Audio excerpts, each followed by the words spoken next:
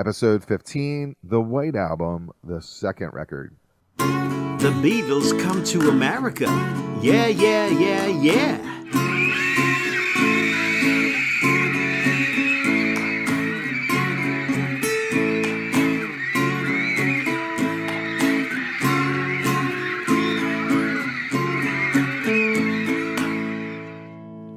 Welcome to Beatles Come to America podcast. I am your host, Tom Gouker, along with that Beatle Guru Brooke Halpin, and it is the White Album Part 2, the second album. This episode will give us a chance to spin the second disc on the epic recording. And we want to get to it, but we have those housekeeping notes, so let's get into that. I have a podcast, and it's called Something Came from Baltimore, which is a music interview podcast. It's more jazz, R&B, and blues, and it's not really about Baltimore, but we want you to subscribe, and the link is in the show notes. We want you to be a part of that Be More music scene. The Beatle Guru Brooke Halpin is all-knowing when it comes to the Beatles, and he sweats the Beatle DNA. Follow him on his Facebook page. It's called Come Together with the Beatles and Brooke Halpin. The link is in the show notes. We also have a Facebook page for this show. It's called The Beatles Come to America, and we're asking you to hop on and rank the best Beatle U.S. albums from best to worst, and it is a lot harder than you think. And as a bonus, at the end of every episode of The Beatles Come to America, we have the Beatle Guru Brooke Halpin original recording, and you just want to stay for that.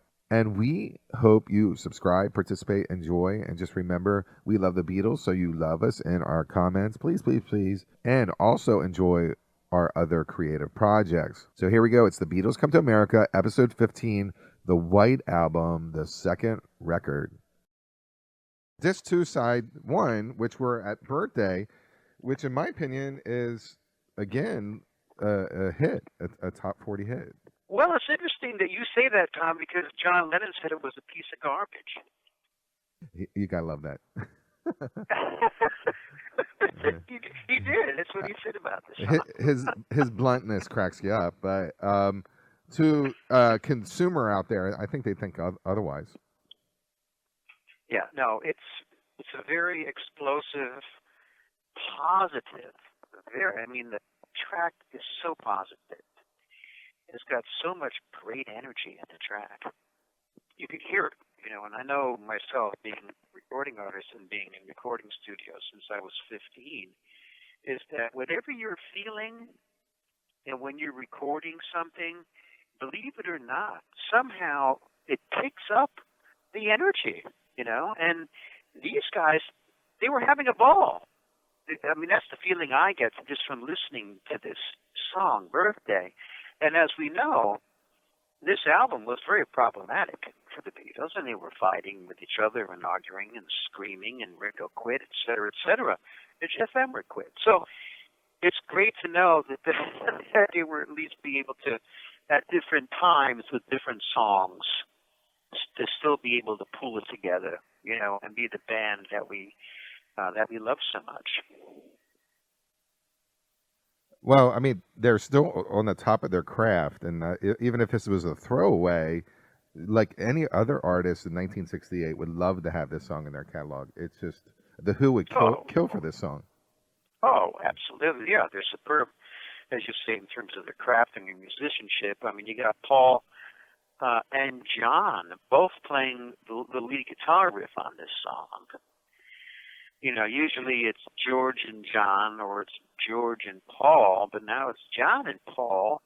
And it was pretty much Paul came up with the idea. He wanted to come up with instead of the traditional Happy Birthday song, that everyone would be playing this. And you know what? I think his wish has come true, certainly with Beatles fans, that's for sure. George playing bass on this, and the background vocals, which you may or may not know, we got Patty Harrison and Yoko Ono together on the Birthday. And it's a great, also not only an exciting piece of music, but it's a great song to dance to. It's a dance track. It really is. I love it. If they were going to release singles, this had to be a single. I know we're talking about 50-some years now. It was a regular staple on FM, pop radio, and through the years, it's just not. It may be on the oldies stations, but you don't hear it as much as you used to. It's not. It didn't last in the lexicon of what they play on Beatles stuff, But it's a great song, and the next song is very intense. Your Blues. I just knew that whole English group, all the groups were really focused on blues music, and Yes. and they were bringing back like Muddy Waters and Howling Wolf, and they were acknowledging Robert Johnson. the greatness of all those artists. Yeah. And this comes out, which is really heavy. It's almost like a heavy metal song. But go ahead, give me your thoughts on Your Blues. So we go from the very bright, happy, Paul birthday to this really, as you said, intense, extremely dark song. I mean, for God's sakes, he's so lonely he wants to die. I mean, those are pretty scary lyrics. I feel so suicidal, just like Dylan's Mr. Jones, which is a reference to Dylan's song on Highway 61 album. Ballad of the Thin Man, I believe, is the name of the song. But anyhow, this is a scary track lyrically. Musically, it is bluesy. It is bluesy, and they claimed that they were kind of doing it tongue-in-cheek, almost like a parody. And they were good doing parody, that's for sure. But I think this is more than a parody. I mean, I think they were really sort of down and dirty on this one, and you can even hear John takes the first guitar solo. It's so obvious to hear who's playing when John plays a lead guitar solo at this point. And then George plays that really second guitar lead solo, which is a more higher note, higher range, piercing guitar. I mean, it's really intense. And again, John loves to mix, as we've talked about before, and especially on this album as well, mixing time signatures. It's in 6/8 time, the verses. Yes, I'm 1, 2, 3, 4, 5, 6. Don't tell, born to die.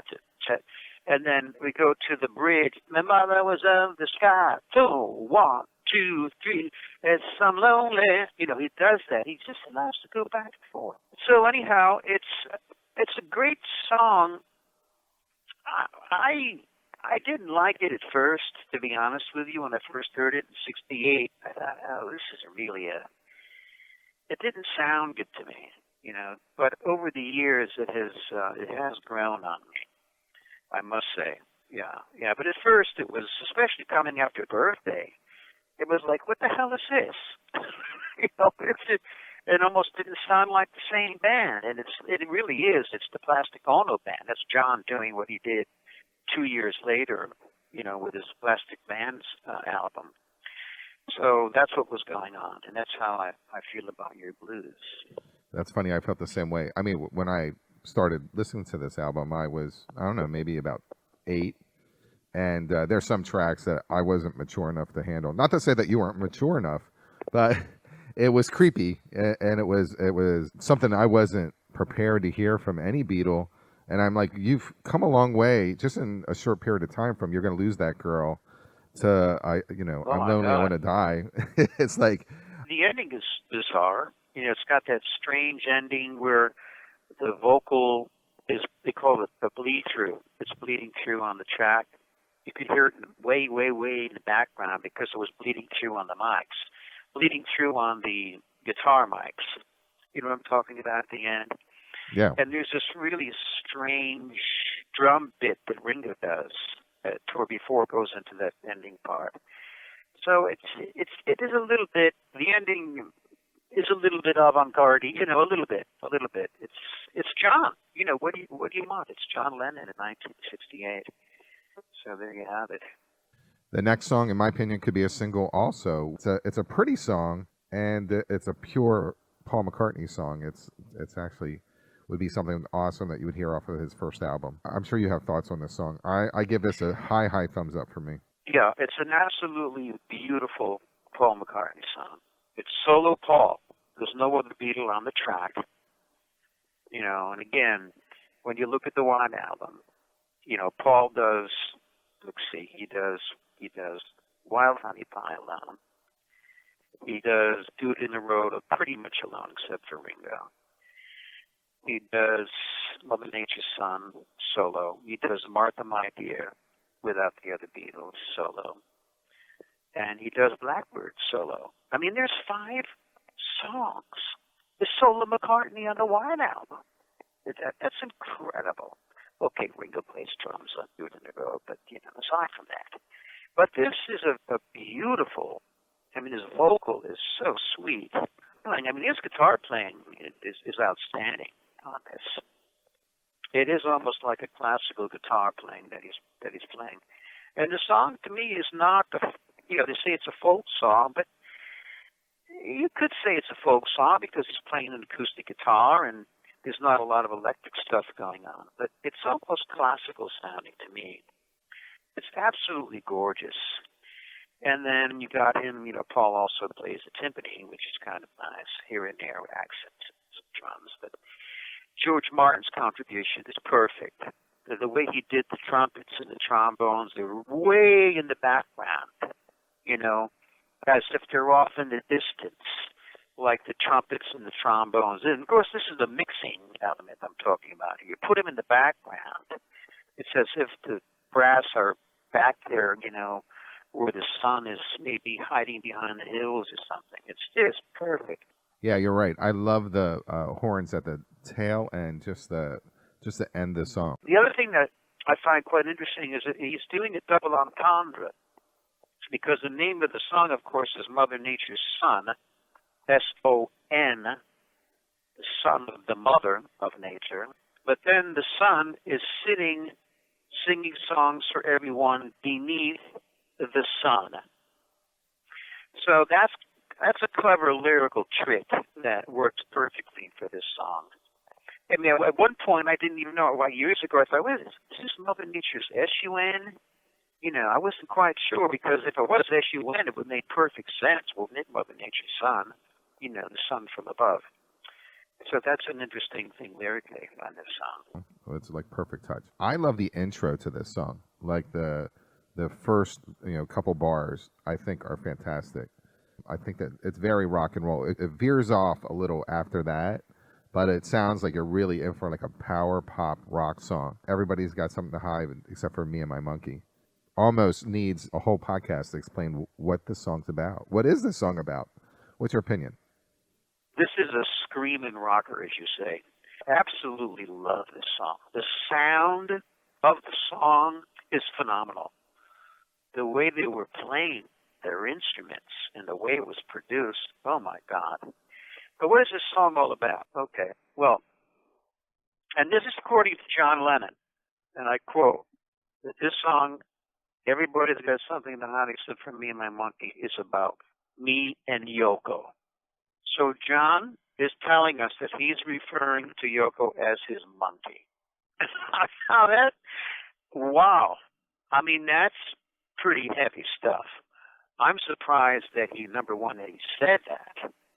And number two, that maybe that's what she was screaming about all that time, when she was on stage. And, of course, the references to heroin are blatant. The deeper you go, the higher you fly, the deeper you go. So come on, it's such a joy. I mean, that's definitely a reference to heroin. Paul even said that he thought the song was about heroin as well, and Yoko and John were doing heroin at the time. And John denies it, of course. And again, we've got the changing time signatures, but at the end, it's arbitrary. It's off the beat. It's just like anywhere. It's free form. It's experimental. And then, you've got this out of rhythm at the very end. And before that, even that, you've got the bass and the guitars come in ripping, repeating this.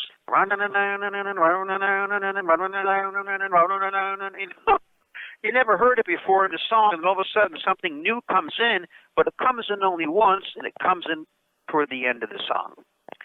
And that's like, I really still, again, I've said this many times as we talk about the White Album. This is another experimental ending, sort of avant-garde-ish ending that John put on the end of this song. I love this song. Absolutely love it. This is a deep catalog song. Anyone else would love to have this on their album. And it's clean. It always sounded clean to me, where the production value is really, really bright. The next song, Sexy Sadie, has a really cool piano intro where it like drones in and out, like it's fuzzy, if you know what I mean. Like it's like in a... It's sleepy. Love the harmonies of the chorus. Sexy Sadie. Beautiful. This is a thumbs up again for me. A lot of the songs on this album were written when they were in India. And as we talked about this before, but it's nice to talk about it again. They all went there because they thought Maharishi, was the greatest thing, since Jesus Christ or what have you.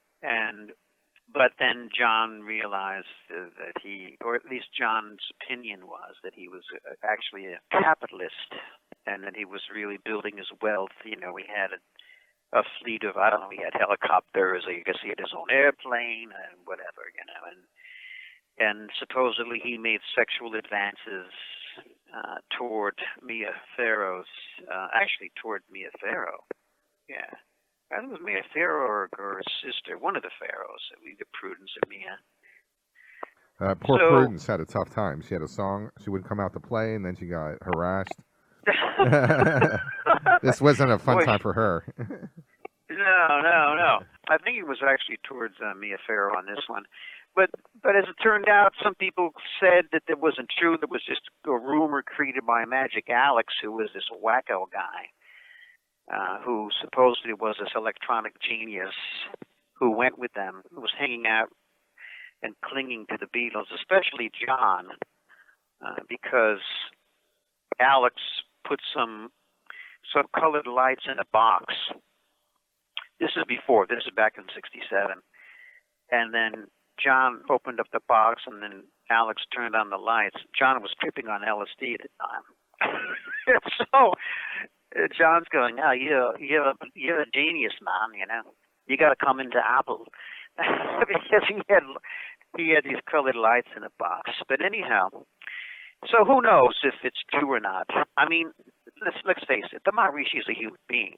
He's got a body, so it's not that unrealistic or unbelievable that he would have the urge to exercise different parts of his body. Now that piano part you talked about, it's played by Paul. It's as you said, he just nailed it. It's such a perfect piano for this song, John's song.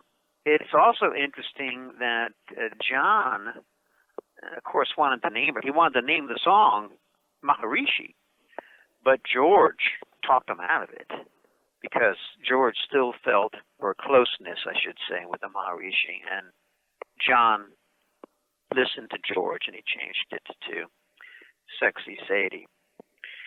Not only is the piano wonderful, but John's vocals are just outstanding. I love the sound of his voice.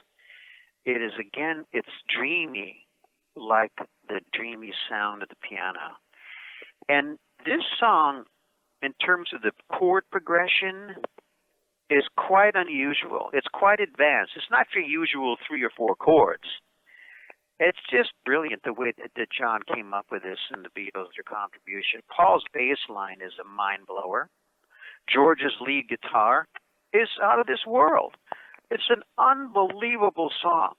And what's interesting, too, is we're going from the down and dirty, rough Your Blues to the screaming rock and roll monkey, and now we go into this dreamy state of Sexy Sadie. All within a span of, just with the exception of Paul's Mother Nature's Son in between these songs. It's quite remarkable. I mean, Lennon was just exploding with material, obviously. You can understand how the Maharishi may be considered taking advantage of it, because the world really didn't know who the Maharishi was. The Beatles are going to hang out with them, and all of a sudden, it's front page news, and whatever paparazzi they had at that time, was flocking, over to India, along with the fact that Now 50 some years later, we're seeing a lot of video of that. Like they're supposed to be quiet and, Yeah. they're all, in the grass. They're, Yeah. holding hands, running around. Right. There seems to be a lot of footage. So is it a place of solace and solitude, or is it just another, like a getaway, like to the Bahamas or something? I don't know. Boy, did it help them out with their writing. They really got some good material out of it. Oh my God, yeah. They wrote, and most, as they say, a lot of the stuff that we're talking about was written in India. The next song is obviously like Charles Manson took this song and or the term, the title, Helter Skelter, and just turned it into something completely different. This is a wild song, and the guitar, Paul's voice, the drums. Like I'm thinking about, like I think Black Sabbath just maybe have started out, or Led Zeppelin hasn't started out yet. But this kind of sound really wasn't that familiar, and for the Beatles, this is just like kind of a one of a kind. But what's your thought about this song? For this song to happen in 1968 is like, wait a minute, whoa, what's going on here? What is this? It starts off with a blistering, screaming electric guitar, and it's dissonant. When that means that it's not harmonious. So straight away, there's two notes that are close to each other, which creates tension. It creates, just when you listen to it, whether you know it or not, you're listening to tense music because of the two notes that are close together. Very dissonant beginning. That's how you're starting this thing. So right from the very few seconds, it's like, what the hell are they doing with this song? And then McCartney's vocals, where the hell did he get these vocals from? I mean, he's an incredible vocalist. Yes, the way he sings I'm Down is great, of course. But this blows I'm Down away. I mean, I don't know how the hell he did it. And even though Darlin' is great on the bridge, but he's doing stuff that I don't think he did it once. I don't know if he certainly can't do it now. Talk about rocky and dirty, and oh my God, it is filthy. I mean, it's cacophony, and again, cacophony is a musical term, which means it's musical chaos going on. It's organized chaos during the verses and during the chorus, but in between, with all the riffs and the slide guitar work that George is doing, and the ending fades out, then it fades back in, which they did, of course, with Strawberry Fields Forever. Nothing new, but they did it again. John is playing the six-string bass on this, by the way, and the sound of the bass doesn't sound like any other bass sound on the entire record. It's extremely bright. It almost sounds like, because it's a six-string bass, so you get those higher notes on the top strings of the six-string bass. And Lennon plays an amazing bass line on this song. You think McCartney would want to overdub the bass, but he didn't. And even Mal Evans is blowing the trumpet toward the end. Again, dissonant. It's not like George Martin, let me put a trumpet part out. I'll get someone from the from the London Symphony to play the trumpet. No. Mal's just screwing around. But that worked, and it's avant-garde. This is avant-garde. It's experimental. It's almost like a music collage. The ending is a music collage with all the dissonance and the cacophony going on. And it also happens to be something called heavy metal, years before the term even existed. And then it ends with Ringo, and it fades out again, and then fades back in real quick just for Ringo, to do his crashing cymbals and yelling, I've got blisters on my fingers. I mean, good Lord. This is just a monster. It's a monster. I can't compare it to any other Beatles song in their catalog. It's a standalone, and if it belongs anywhere, it belongs on the White Album, because the White Album has everything on it. So that's why this that's why this song fits on the White Album. It's an incredible track. Extremely innovative, extremely original, just a monster song. When they fade back in the first time, is there like birds like in the background, or is that a squeaking guitar? I think it's George with the slide guitar. I'm pretty sure. It's pretty Sounds wild. like it. Yeah. It's Oh pretty, yeah. Oh, absolutely.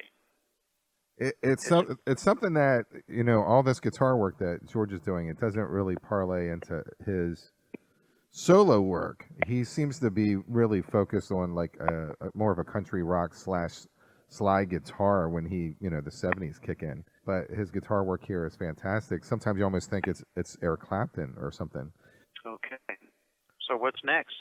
It's been a long, long, long time since I've spoken with you, Tom. That's right. I guess the 2018 version of this album, they cleaned it up a little. Maybe it was muddier production. I always love this song. I always think this is something that is very Pink Floyd-ish. It just needed a little more work to be even more weirder. It's just on the fence. But it's a creepy song of George. And it's beautiful at the same time when he goes, so many years I've been searching. I've been searching. Did you say it was a creepy song? It's definitely not a love song. I find it has a creep vibe to it, especially the end with the noise at the bottom. The weird moan, unnecessary. Like, it's definitely not a love song. It's long time. And the do guitar line with the bass on it. It's a beautiful guitar riff. Yeah, it's real. It's a great song. It's a good way to end out an album. Also, I don't know. I know when I pick your brain, I know that you don't like this song or you don't love it as much as I do. So go ahead, give me your thoughts. George's vocal is fantastic. It's very soft and smooth and quiet. He doesn't, because the song requires a soft vocal. And we're coming off this screeching McCartney singing his brains out and his heart out and everything else out. And then we go to this quiet, soothing, quiet George. It's as if this is very well placed. And I want to talk about the sequencing. We're going to get into the sequencing of this album when we get down to the last track. This is perfect sequencing. We need long after hearing Helter Skelter. It was kind of like long. Okay. It's all right now. Okay, we're off to Helter Skelter. Yes, thank you, George. And that beautiful, almost like a sitar guitar riff.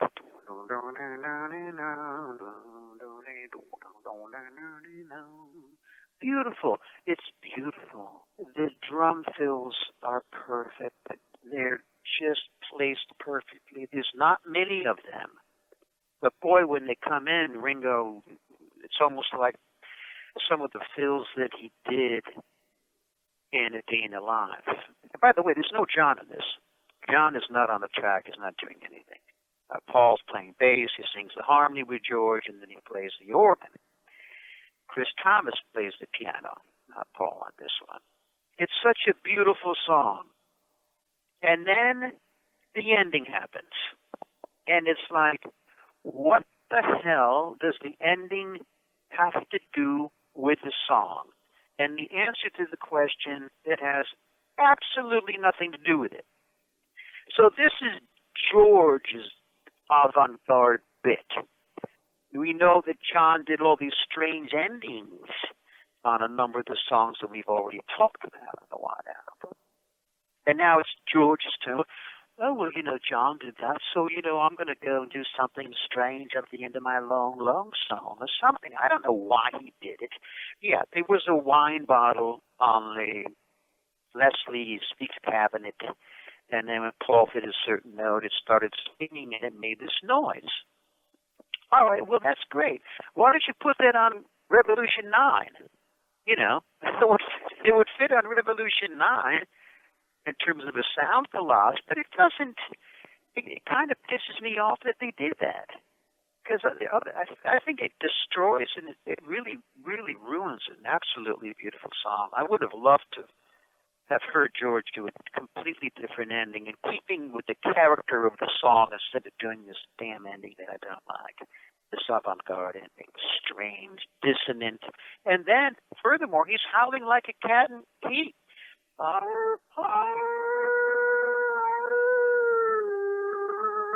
What? Come on, really? What a shame! What a shame! Sorry, George.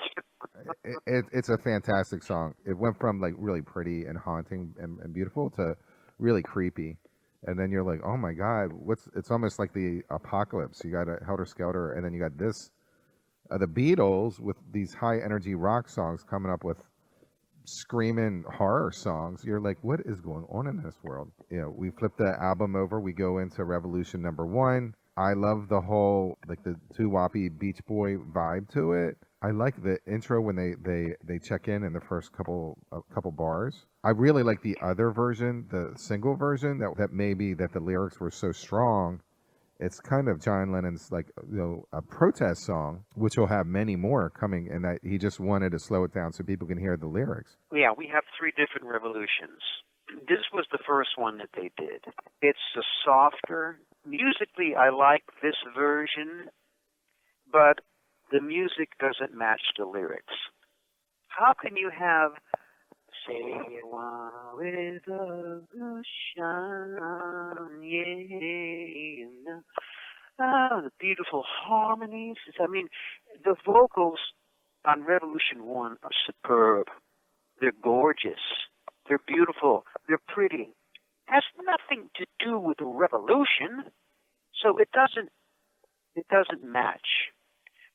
The single, yes, that's a perfect match with this, with that ripping guitar, distorted guitar that John plays, and it's a faster rocker tempo, rocks out. Yes, that sounds like a revolution musically. This does not sound like a revolution musically. And the beginning, yeah, there's like the false start, take 1, take 2. But then there's a bunch of noises. I don't know what those noises are at the very beginning. It's like, sounds like someone's covering up paper or something. Why? I have no idea. Again, just being creative and doing something different. I don't know what that is. So they do Revolution 1. And I think that Paul had something to do with this arrangement. That's my feeling. The whole sort of bluesy, doo-woppy, the bouncy, the saxophones, they're wonderful. The way that they play the saxes on this song are, again, it doesn't sound like a revolution to me at all. And as a matter of fact, John, he was lying down on the floor doing the vocals on this song.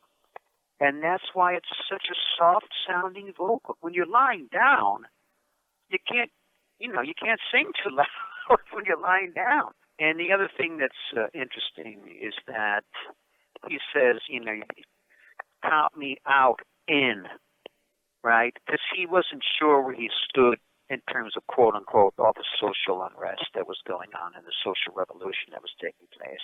A part of him wanted to be in the revolution, a part of him wanted to be out of the revolution. So he said both out and in, which I'm sure was John being absolutely honest with us. The last chorus, there's a strange edit as well. It goes boom, boom, boom, boom, boom. They wanted to correct it, and John said, no, keep it in. That's another side of John, sort of the John Cagean, things just happen, sort of happenstance. Leave it alone, don't fix it, don't correct it. And that's also an experimental side, certainly, that John was very, very much doing at this time. This song went on for I think 11 minutes or more. And that's where they realized that, they decided, listen, we can't put all that here. And I've heard the extended version. I have it somewhere. And that gave birth to Revolution 9.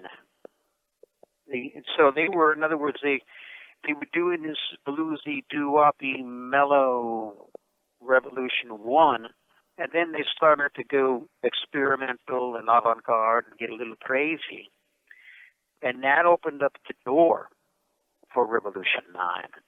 So what you hear in Revolution 9, which we'll talk about shortly, some of the stuff that they did that's not that they did originally on Revolution 1, the ending part, which they cut off because it was too long, some of that is on Revolution 9. So that's why we have 3 different versions. Right.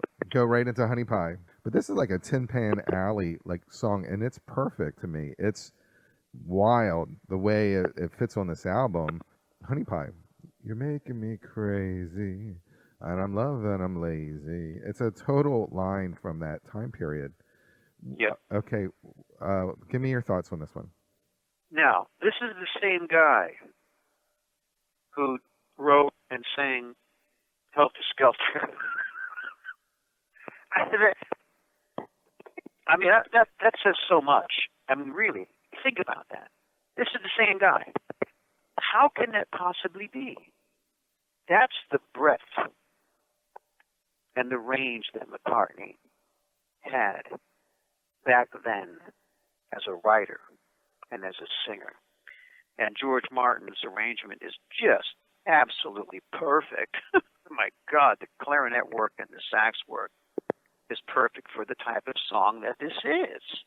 And then he goes one step further, and he actually, when he says, now she's hit the big time, it actually, you can hear this scratchy sound of like an old 78 record. You know, that's just really nice. That's brilliant creative stuff, I think. And they didn't have to do that, but, you know, they did, and it works perfect for the song.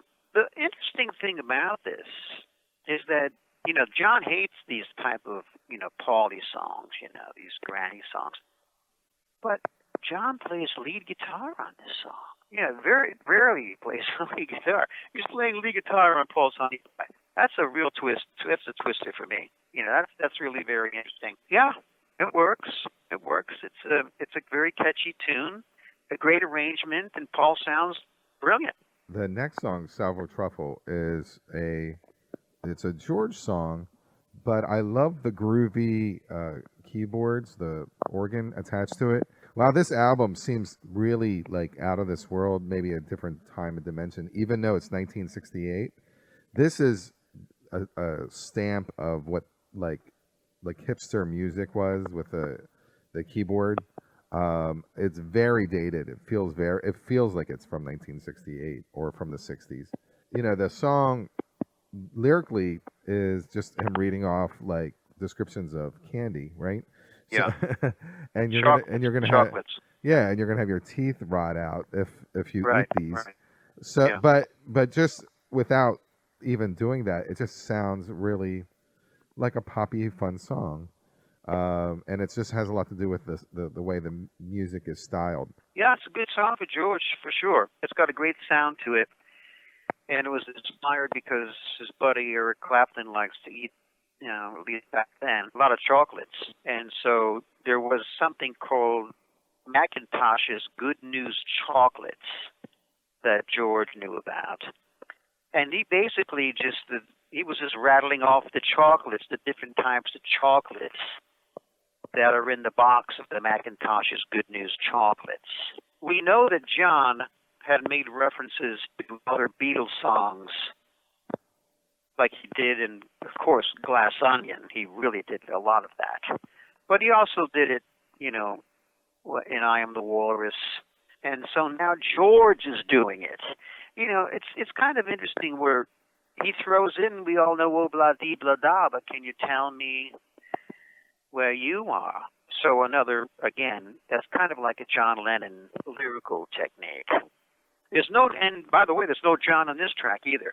So we had Long, Long, Long, no John. Savoy Truffle, no John. Both George songs. I wonder why.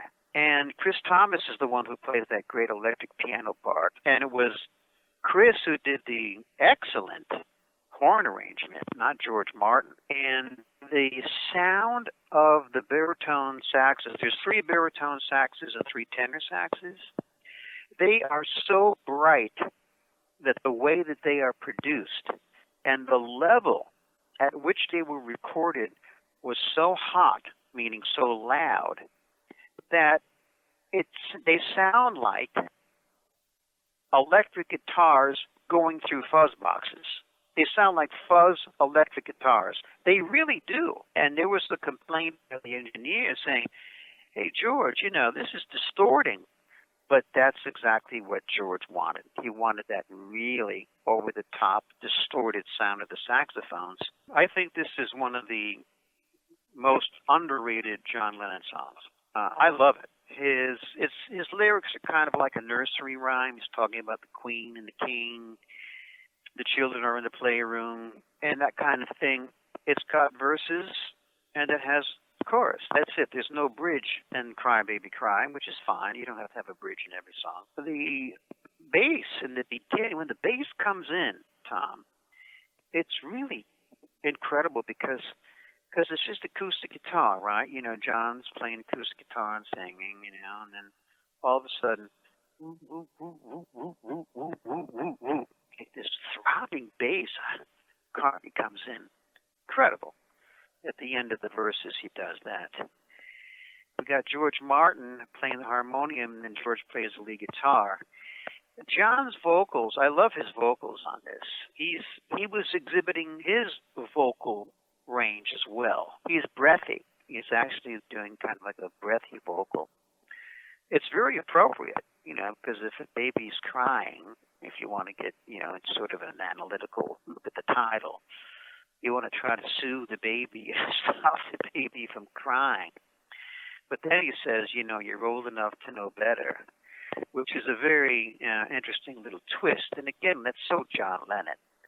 So in other words, you're old enough to know better, but you still go ahead and do something that you shouldn't do, and then you end up crying about it.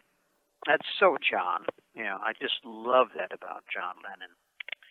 Yeah, and this is, again, fits right in because it's not even listed, and it's like, well, what's this all of a sudden? And where's this coming from, and why is it here? And what does it have to do with Cry Baby Cry, and what does it have to do with what's coming up next? Nothing. And it's mostly Paul. This is Paul jamming, basically. But it is haunting. It is haunting. And it's like Paul's asking the question, can you take me back? Can you take me back? Well, back to where? It's a haunting little piece. It's very short. Why is it there? I think, again, because this is the avant-garde album.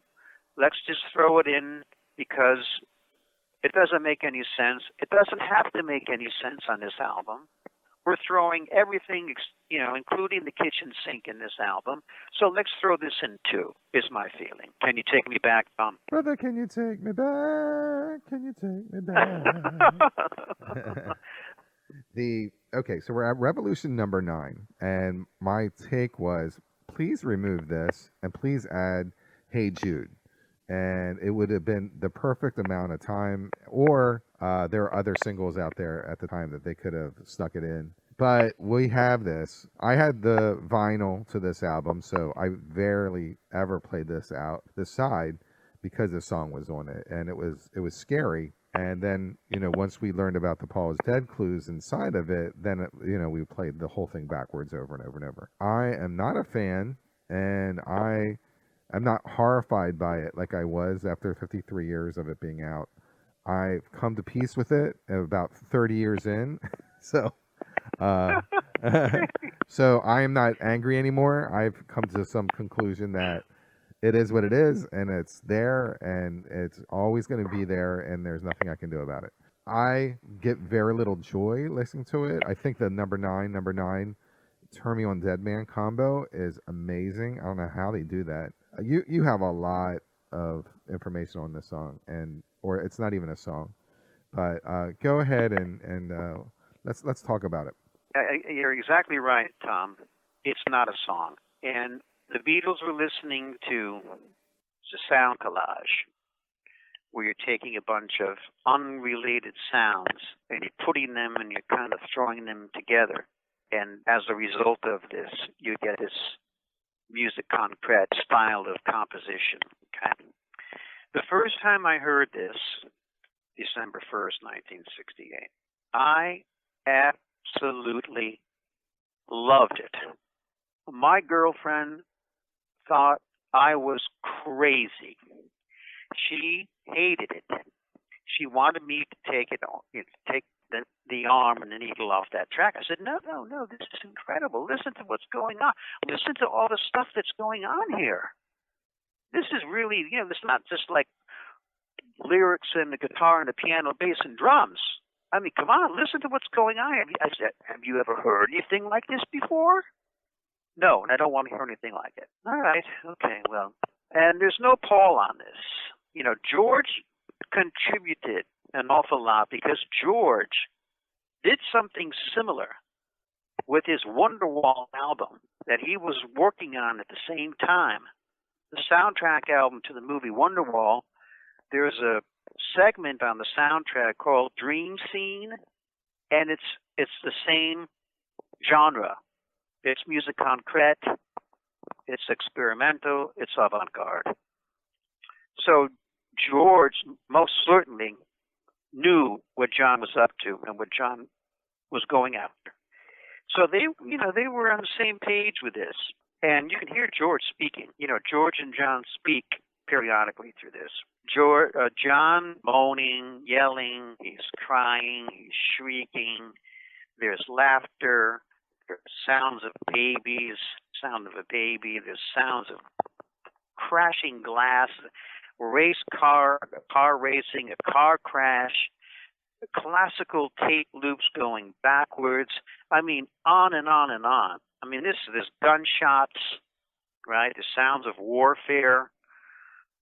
There's sounds of a crowd's laughter. There's applause.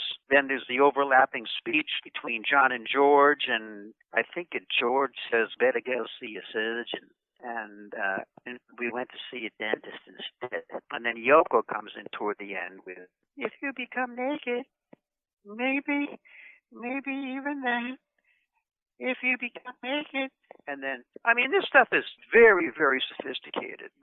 You're either going to love it or you're going to hate it. There's nothing in between. Some people say it's completely crackers, bonkers, and nuts, I could see why people would say that. I understand why they would say it. I just don't agree with it. That's all. I think it's brilliant. I still do, to this very day. It's incredible. And John, his vision for this was to make an audio revolution. In other words, what would a revolution sound like? This is the revolution that sounded like in his head. That's why he did this. And after he made it, he said he made a mistake. He said he actually made an anti-revolution, which is very curious. And then there's the whole bit about the number 9, and the number 9 is actually a compositional element. It's a recurring element that comes in and out of the piece. And so is a church choir. There's a church choir in the background that comes in and out as well. This to me is incredible. I mean, I can't tell you how much I love it. I already did. But anyhow, number 9 was John's favorite number, and that's why he claims, he used it. Yeah, you play it backwards and it's Turn Me On, Dead Man. Was that deliberate? Was it just a coincidence? That's a whole other conversation, and, people have written books about that. And the strange thing is, though, is that, again, and we're going to get into the sequencing.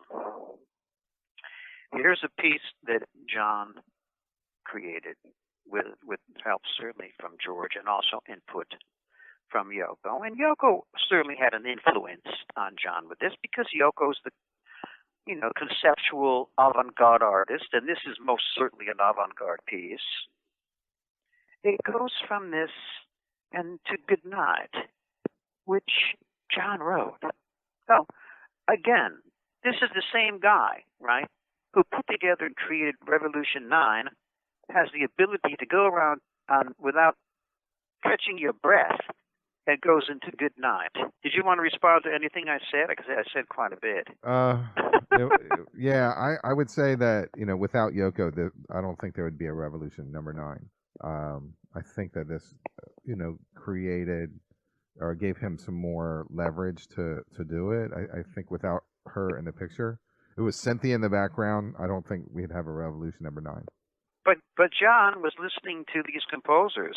Now, whether he was with Yoko or Cynthia or Patty or Susie, he still would be his mind. And John was, let's face it, extremely curious and extremely original guy.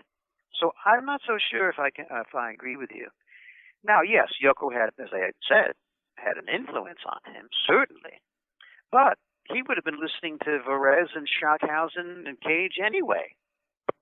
So he may have wanted to do it anyway. It's just he wouldn't have heard Yoko sing. Maybe even then, if you become naked. By the way, and of course, there's a lot of backward classical taped, classical pieces of music that are going backward through this as well. It's just amazing to me. Good Night to me is that's something that Bing Crosby would do. I mean, the song is just really rich. Was this a George Martin production? Oh God, yeah. Oh my God, what a job George Martin did with the orchestra. Oof. Yeah, John told George that he wanted something cheesy, something like you would hear, on TV in some kind of a cheesy movie or something. But I don't think it's cheesy at all. I think it's absolutely perfect. It's exquisite arrangement. You cannot get any more extreme, as I mentioned, from Revolution 9 to Good Night. The other thing that's interesting, now we're going to look at the entire album. John did a solo song, Julia. Paul did many solo songs on this album. And Ringo now, this is solo Ringo on Good Night. There's no one else. It's just Ringo and an orchestra. Now, isn't it strange? Why didn't George do a solo on this record? Because it seemed like that was part of the composition, if you will, of the music, of the tracks. That, okay, John's going to do a solo. I'm going to do my solo bits, my 4 solo songs. That's Paul, of course. And now Ringo does a solo song. George should have done a solo song, I think. Now, this album is about the Beatles as soloists. Because as we had mentioned, there are some songs when they're not solos, then John's not on this song, and Paul's not on that song, and George is not on that song. So you can see that they're operating as soloists. Yes, there are songs where they are jamming as a band. Absolutely, admittedly. Your Blues is one of them that comes to mind. I think I'm So Tired would fit in that category. This album is the disintegration of the band to a certain extent. And plus you add the fact that they were fighting and arguing with each other, and Ringo quit the band for God's sake. Their lead engineer quits. This was a solo. It's not a band album overall.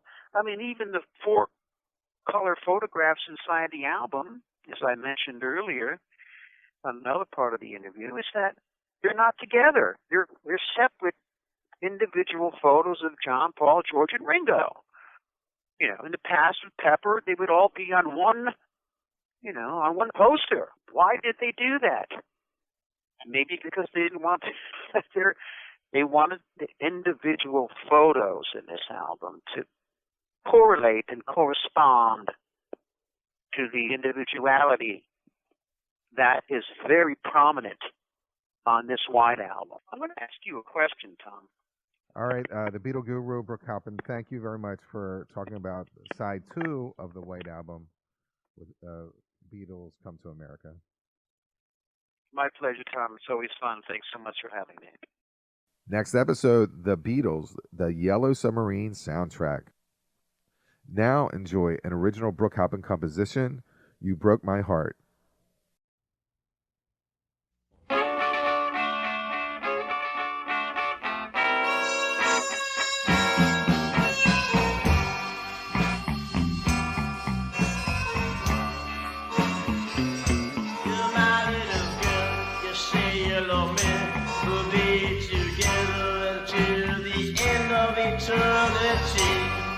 Yeah, you know what I mean.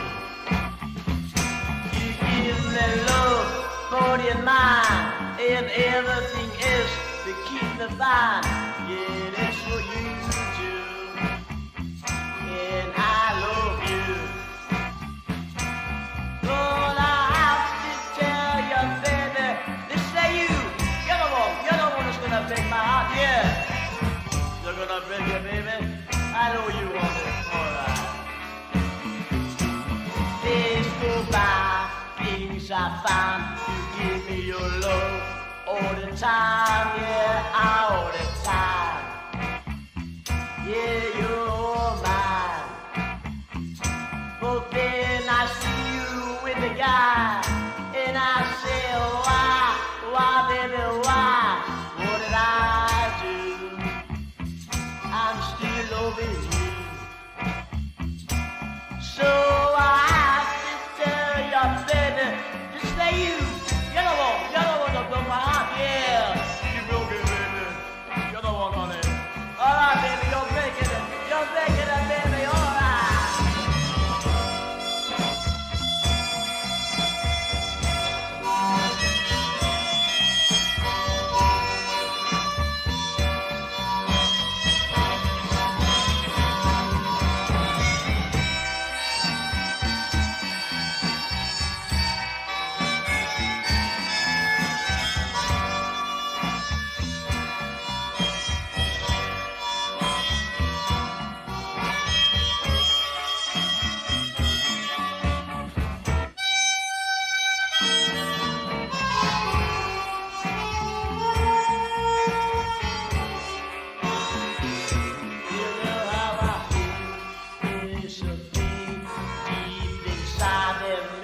Cry all the time, yeah, all the time. You wanna know why you made me cry? Because you took that other guy, yeah. Well, that's what you did, honey, and it is why. So I have to tell you, baby, this ain't you. You're the one that broke my heart, yeah, baby. You broke it right and you want it all over you, baby. You broke my heart. You broke my heart. You broke my heart. End of episode.